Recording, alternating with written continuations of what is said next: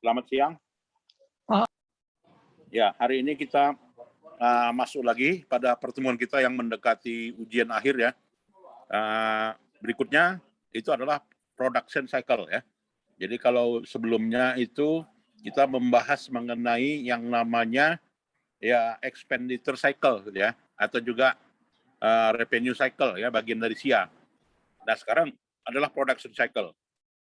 Nah production cycle ini juga merupakan bagian dari subsistem dari SIA, di mana hanya ada pada organisasi yang melakukan pemrosesan dari bahan mentah menjadi barang jadi gitu ya.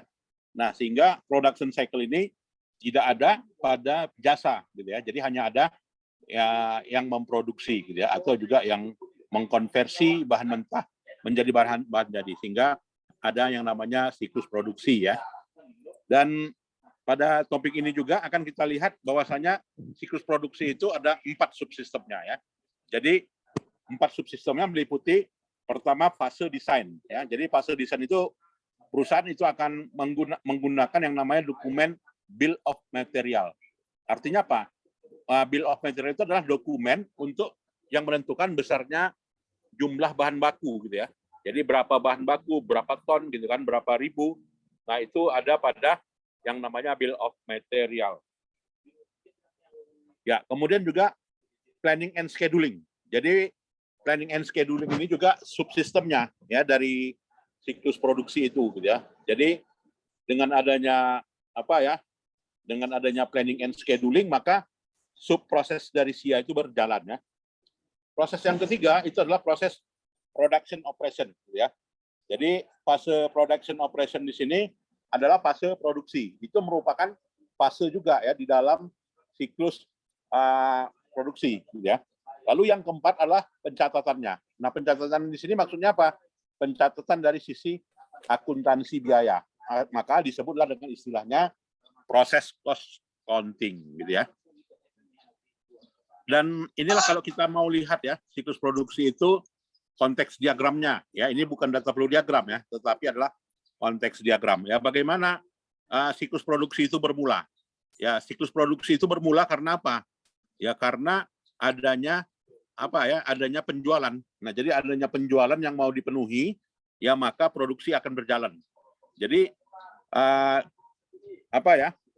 Dalam hal ini pelanggan ya, data pelanggan itu dikirimkan. Ya, data misalkan ya ini mau memproduksi 5.000 kendaraan gitu ya, yang sudah diorder gitu ya. Maka dalam hal itu siklus produksi karena bisa berjalan karena apa? Karena adanya permintaan, demand gitu ya. Jadi tanpa adanya permintaan maka siklus produksi itu tidak akan berjalan gitu ya. Kemudian dari setelah adanya yang mau diproduksi, maka berikutnya adalah pengeluarannya, siklus pengeluaran. Jadi siklus pengeluaran ini meliputi menentukan besarnya berapa bahan baku yang dibutuhkan, mulai dari aluminiumnya, gitu kan, mulai dari bautnya, ya, mulai dari dindingnya, ya, mulai dari bannya. Nah, berapa dibutuhkan ya itu semuanya tergantung dari yang mau dijual, gitu kan. Berarti berasal dari siklus revenue, gitu ya. Kemudian siklus yang lainnya adalah siklus apa ya? Human resource. Artinya kalau sudah dapat ditentukan berapa yang mau diproduksi, maka berapa buruh yang dibutuhkan, itulah yang lahir namanya proses, yang namanya human resource management ya, atau juga payroll cycle gitu ya. Selanjutnya ya menyajikan data ya, ketika sudah diproses maka data itu direkam ya. Maka dalam hal ini disebut dengan general ledger and reporting system itu ya. Dan sampailah kepada manajemen. Nah, jadi ini semuanya adalah konteks diagram dari siklus produksi gitu ya. Dan siklus produksi ini gitu juga sama ya dengan siklus pendapatan ya kan. Sama dengan siklus pengeluaran. Samanya di mana? Ada yang siklus produksi ini bisa nggak berjalan optimal karena apa? Karena adanya ancaman gitu ya. Jadi kalau adanya ancaman itu maka bagaimana mau memproduksi kalau misalkan halangannya ada gitu kan?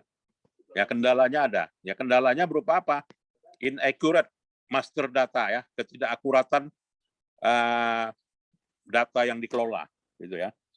Yang kedua itu adalah unauthorized disclosure. Ya artinya akses yang dalam hal ini sifatnya informasi yang sensitif itu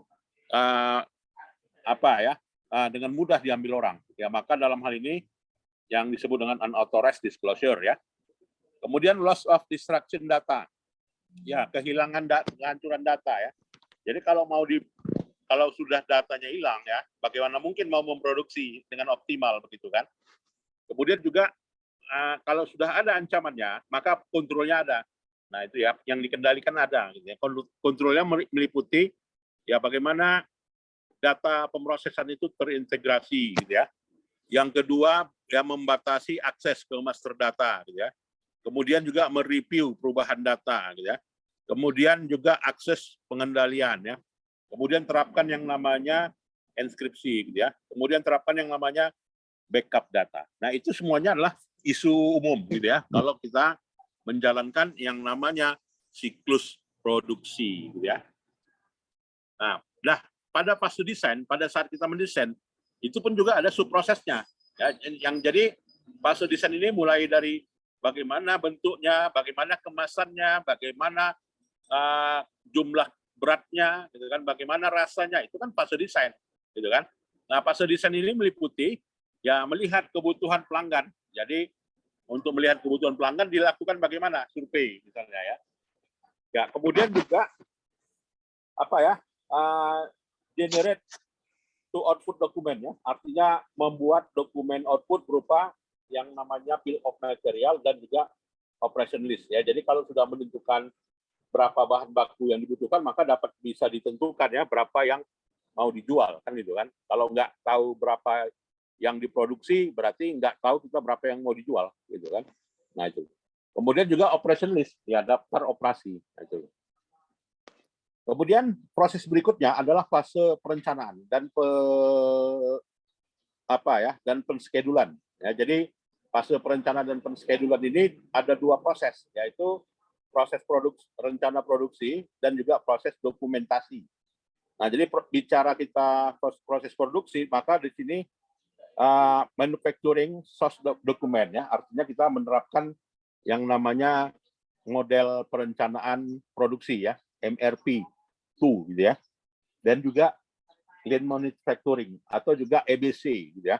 Jadi dokumen perencanaan dan penschedulan di sini meliputi subprosesnya ya. Ada namanya production order gitu ya. Jadi order yang mau diproduksi, kemudian material requisition ya kan. Kemudian juga pergerakan tiket ya, atau juga disebut dengan move tiket. Nah, jadi itu yang merupakan disebut dengan fase perencanaan dan penschedulan. Jadi kalau kita mau memproduksi ya wajib direncanakan gitu ya. Wajib direncanakan terlebih dahulu ya, wajib dischedulekan terlebih dahulu. Nah, itu dia. Nah, baik fase perencanaan dan juga fase penschedulan ini nggak lepas juga dari yang namanya ancaman gitu ya. Tetap ada ancaman aja. Ya, tetap ada.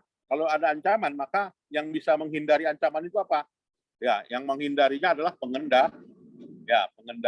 Nah, jadi harus dibuat pengendalian berupa ya pengendalian atas biaya produksi fase desain, ya kemudian juga analisa garansi, gitu ya, buat schedule garansi, ya kemudian juga perencanaan produksi, ya kemudian juga mereview dan juga menyetujui, ya dan juga membatasi akses ya kepada orang yang mau memesan ya dan juga menjadwalkan kembali. Nah, inilah yang namanya siklus produksi. Jadi siklus produksi itu memang bagiannya dari SIA ya. Jadi ya. Nah, itu. Nah, proses yang ketiga disebut dengan kalau tadi masih rencana, sekarang udah produksi gitu ya. Nah, jadi kalau pada saat produksi pun tetap akan ada ancaman ya kan. Nah, adanya ancaman itu bisa diminimalisir dengan apa? Dengan pengendalian gitu kan. Nah, ancamannya berupa apa? Ya, ancamannya berupa inventory thief. Ada pencurian persediaan gitu ya. Atau juga pencurian aset tetap. Atau juga kinerja yang buruk. Ya, kemudian juga investasi yang tidak optimal atas aktivitas tetap, suboptimal investment. Kemudian juga kehilangan persediaan ya. Dan juga disruption operasi ya. Jadi kekacauan operasi terjadi. Maka dikendalikan melalui 6 cara. Apa saja? Membatasi secara fisik orang ya. Kemudian membatasi orang akses ke aktivitas tetap. Kemudian membuat laporan produksi ya. kemudian juga membuat apa ya, pengumuman kompetitif ya. Jadi orang diperkenankan ya bisa memesan kalau ada pengumuman ya. Nah, kemudian fase yang terakhir itu adalah fase akuntansi biaya. Nah, jadi fase akuntansi biaya itu bagian dari fase produksi gitu ya. Tanpa ada akuntansi biaya, bagaimana mungkin kita mau mengetahui harga pokok gitu kan? Bagaimana mungkin kita mau mengetahui laba kotor gitu kan? Jadi laba kotor dan juga harga pokok dapat ditentukan dari yang namanya cost accounting system. Nah itu ya. Jadi akuntansi biaya itu mulai dari job order costing, ya kan, proses costing itu semuanya sistem akuntansi biaya. Jadi beda dia akuntansi biaya dengan pelaporan keuangan secara umum, beda ya. Bedanya di mana? Ya, akuntansi biaya berbicara mengenai satuan, ya, unit gitu. Nah itu ya, jadi sekalian. Nah berikutnya, ya, fase akuntansi biaya ini pun juga ada ancamannya, ya. Bukan berarti tidak ada ancaman. Ancamannya apa? Ketidakakuratan perhitungan biaya, gitu kan. Kemudian juga pengalokasian biaya overhead yang salah, gitu ya. Kemudian juga salah membuat laporan. Nah itu juga menyebabkan fase akuntansi biaya juga ada ancamannya ya. Nanti tolong di print screen-kan ya, Rio ya, nanti WA ke saya.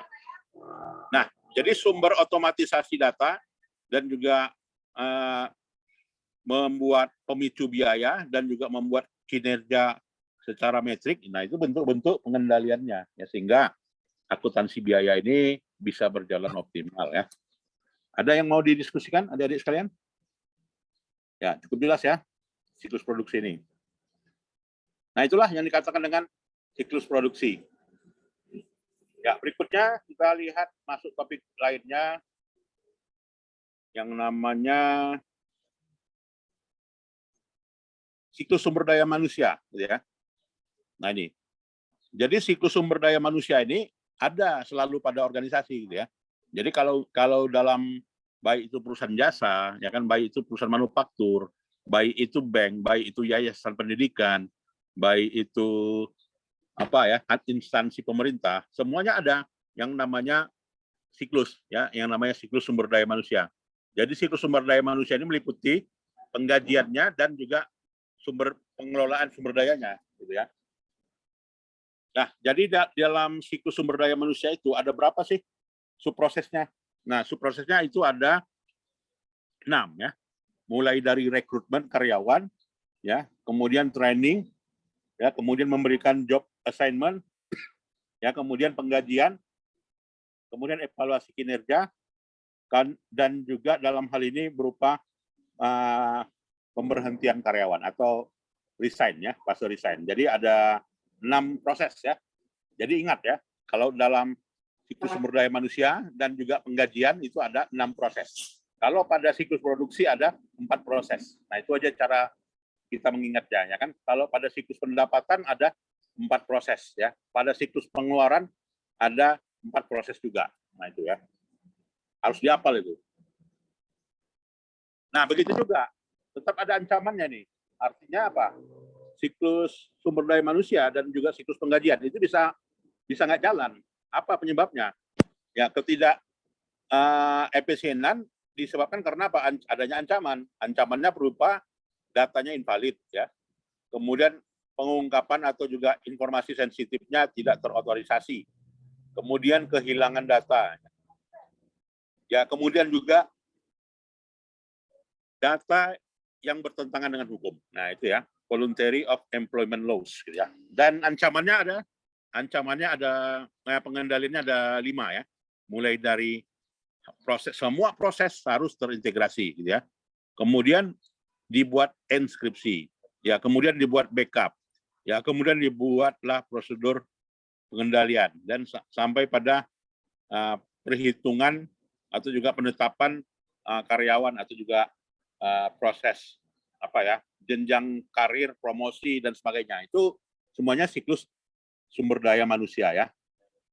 Nah, kemudian inilah tadi payroll cycle ada berapa sih subsistemnya?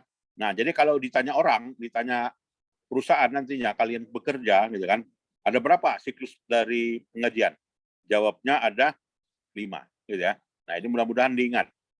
Jadi 5 itu apa saja? Memperbaharui file master, ya.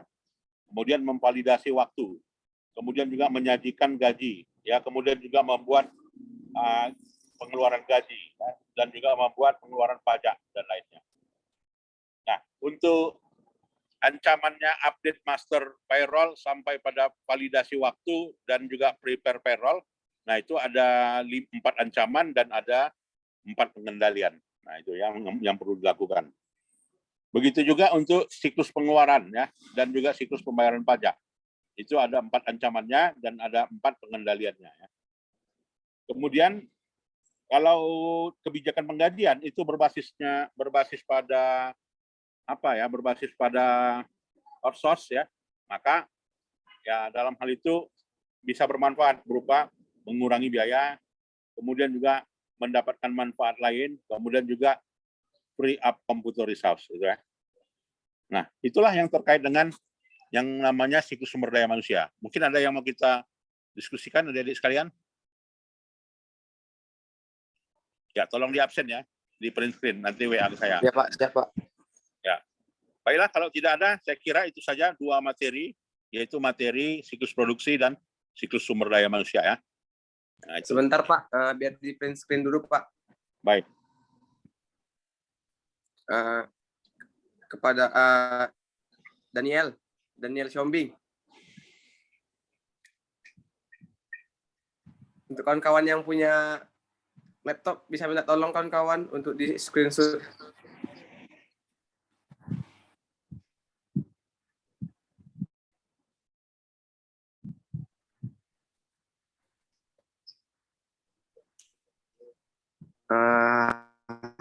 Habis pakai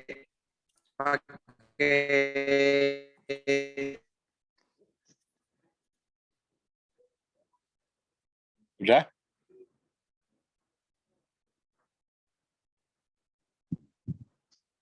Sudah ya? Bentar Pak, sekali lagi Pak.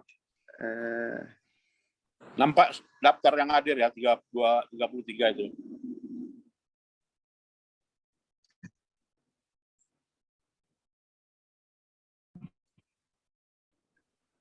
Iya Pak. Ya. Baiklah, saya kira Udah, Pak. itu saja ya untuk perkuliahan kita. Mungkin minggu depan udah terakhir deh ya. Iya Pak, kita kapan apa Pak ujiannya Pak? Ujiannya minggu depan lah ya. Oh iya Pak. Baik. Ya, kita ujiannya langsung aja nanti saya bacakan soalnya, langsung dikumpul pada saat itu juga by WA ya. Oke Pak, siap Pak. Ya. Baik, Makasih, itu saja Pak.